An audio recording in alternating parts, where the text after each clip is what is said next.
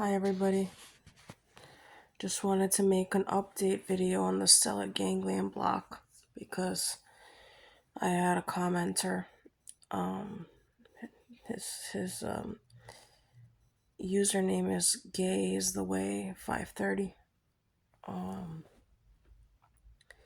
I wanted to make this update video because you raised a lot of good points and questions. So the stellate study, if you're qualified for it, you get a two free shots, one to the right side and one to the left side. And it's a double-blind study, placebo study. So there's a placebo group and there's a active ingredient group. So the active group gets the actual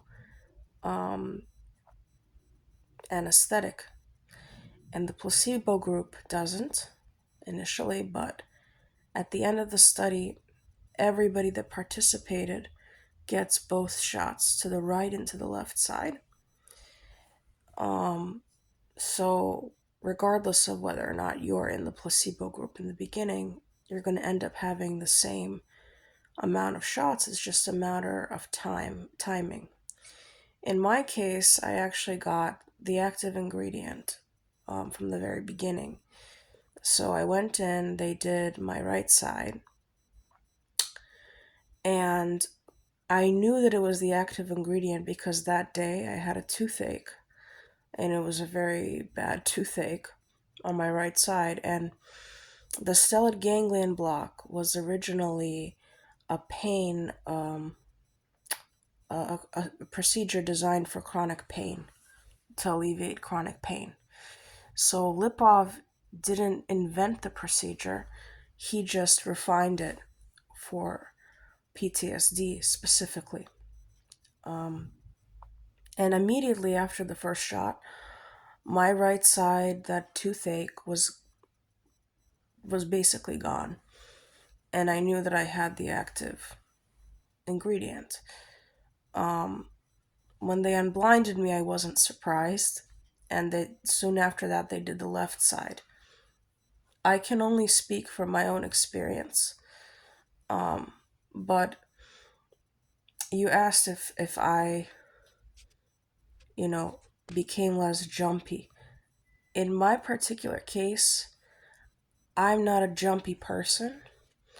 My biggest problems are disassociation, depersonalization, um, like emotional numbing. Those are my symptoms. Like, as you know, like PTSD has lots and lots of different symptoms, and not everybody has the full constellation of symptoms. So I can only theorize, and say that in theory, yes, for people that easily startle, it would probably make them less like that, less likely to startle. But since that's never been a symptom of mine, I can't speak to that. I can say that it made me a lot less reactive in stressful situations. So, like, if there's a very stressful event, I'm less, like, my physiology is less heightened, like, less on guard, like, I have less activation. That's the best way to put it, because a lot of the times, I'll give you an example. I had my passport with me in my book bag, and my passport is my only form of identification. I don't have a non-driver's ID or a driver's ID. And so I was carrying my passport in my book bag, and I took it home because I needed to get something notarized. And that morning, I put my passport in the cabin where I usually put it. But when I was on the road, right, to work, I couldn't remember if I put the passport in the cabinet or not. So there was a possibility that I lost this passport. In the past, I would have been thinking all day about this passport. I wouldn't have been able to distract myself, to go to work, to do anything but think about this passport. So I would be like in this heightened state of just what's going to happen if I like lose it and la la la la and like panic and wouldn't be able to function. But all of a sudden, I went through the day. I hardly even thought about the passport. I was kind of worried, but I was like, let's think about something else, And it turned out that it was where it was supposed to be. But that's just one example of how I feel the stellate ganglion block helped me because I no longer think of worst case scenario situations. I'm more able to look at things sequentially as they come, and also able to see my own flaws. Like, I'm noticing things about myself, just habits that I want to change in my own personality. And I think it would have been more difficult to see those if I was in that heightened state. Um, so my arousal level has gone down. I've also started to dream more during sleep. I hardly ever dreamt. And I'm having dreams like they're not anything, they're not anything, significant, but I forget them easily. But the point is that I am capable of having dreams now, which wasn't the case before. Um, I also mentioned my voice. My voice, because I'm breathing from the diaphragm now, I'm noticing that I'm breathing deeper than I used to because I had like shallow breathing. Because I'm breathing from my diaphragm, it's easier for me to sing than it was before. Like the sound is clearer, and I haven't changed like my range, a lot, but I can sing higher pitches now, more easily than I did before. That's another side effect. Um, so it makes you sort of more balanced, and it makes you kind of capable of thinking on your feet. If something pops up, like you're more able to reason. And again, this is just my experience. There, if other people have other symptoms, right? I don't know how this would resolve their symptoms. Um, so I feel more joy. I feel like I can engage with people. In the past, I used to like reflect on what I would say to such a person if this happened. I would feel like I had to prepare myself, if I'm going into something new. Now I feel like I can engage with people and not worry as much, you know. Um, these are some of the things I observed. And again, like I'm curious to see what would happen if I had more shots and would kill off more of the sympathetic neurons in the brain, because that's what this procedure really does. The reason why it resets the nervous system is because the fight and flight mode, right? It's like a muscle. The more you work neural pathways in our brain, right? The more you work them, the stronger they become. And the problem with the fight and flight system is that once it's activated in that heightened state and you have all of this feedback going on between the central nervous system and the brain, it's very hard to turn that off. And this is the only known procedure that actually changes the anatomy of the nervous system and the anatomy of the neurons in the brain. The only procedure of its kind so far. And this particular study that I did, that you may want to sign up for, will actually, I'll talk a little bit about the screening process because you wanted to know that too. I'm sorry, I'm a little bit all over the place. Um, Basically, what I did was I applied online, and then they gave me a call. And they asked me over the phone some very basic questions like, what kind of traumas have you had? Have you gone through an airplane crash? Have you gone through a natural disaster? Have you, were you assaulted in any way?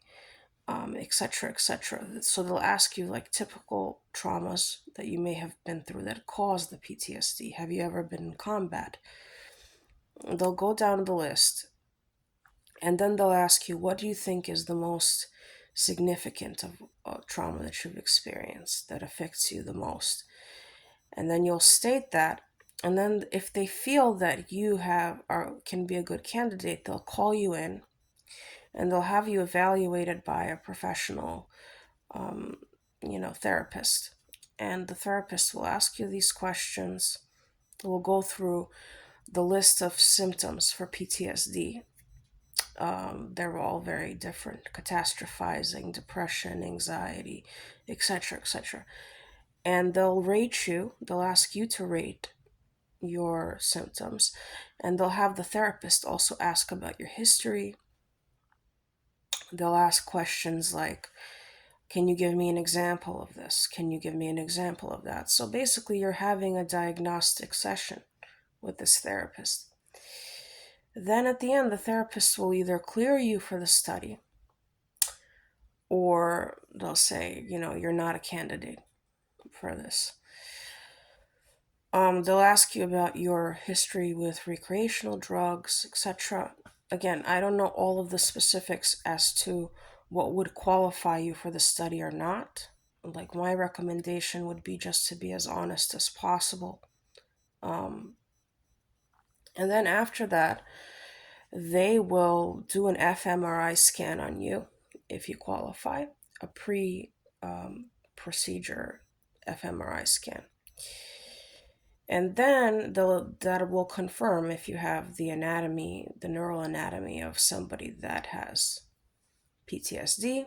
The enlarged amygdala, for example, can be seen on the fMRI scan. And for me at that point in the study, that was a huge, validation for me because I understood that I had this, um, you know, this problem in my brain with the enlarged amygdala. So I passed that phase, right, where they confirmed that I have the diagnosis based on my brain scan. Then after that, um, they gave me the shot, the right side. As I said before, in my case, it was the active ingredient. And after I received it, it was almost like I had this focus, this level of focus that I hadn't known in a long time. And I remember sitting in the car and looking clearly at like the clouds and the sidewalk and taking in all the details of like the clouds and the sun and the sidewalk and the cars. And I was just so focused on like the now that I hadn't been there in a long time in that place. And I remember, um, you know, going back, and then they'll evaluate you after the procedure. And this procedure measures the brain changes, right, before and after one shot, one stellate shot, the stellate ganglion block shot. And then they'll do another scan after that. And there are a few tests that they do in the fMRI machine to scan this brain. So I don't know all the details of what they're measuring because this study hasn't been published yet. But that's been my experience. And I could say that it hasn't cured me of like my worldview, my negative worldview, because I still feel like I have lingering beliefs that are negative, right, about society. And I would say that from time to time I ruminate on them, but I'm much less activated in my day to day life than I used to be. It used to be more difficult to do things, to start things, and now I just start them, I just do them. I can improvise more. I don't like overthink what exactly I'm doing. I just do it and see how the chips fall and then reflect on it. I feel like I'm freer than I was before. That's the best way that I could describe it. It doesn't have a 100% success rate. There's an 81% success rate based on the research. Lipoff actually created a non for profit for veterans and does this shot for them for free. So you can look at those studies. You can look at his book. There's a published book on how he created this shot on Kindle. You could read that before, volunteering for this study. But I don't think that there's any negative, side effects from trying this out. And if you have specifically PTSD, it will help you more likely because it's targets the fight and flight system in the brain. So if you have anxiety from something else, right, it may not be as effective because it's not addressing that part of the brain. Um, so it's worth a shot. No pun intended, but I think that I'm better for it. Um, I just feel a lot less tense, a lot there's less adrenaline coursing through my veins if things go wrong, if things happen that I didn't expect to happen. I don't have this kind of anticipation of, oh my God, what if doesn't go to plan? And this is huge for me because I've carried that with me for my entire life. So yeah, look into it. Maybe it is for you, and maybe you'll see changes in yourself. I'm curious, after you get it to see what you've seen, how it's changed you. Um, you know, that's all I have to say. Kisses.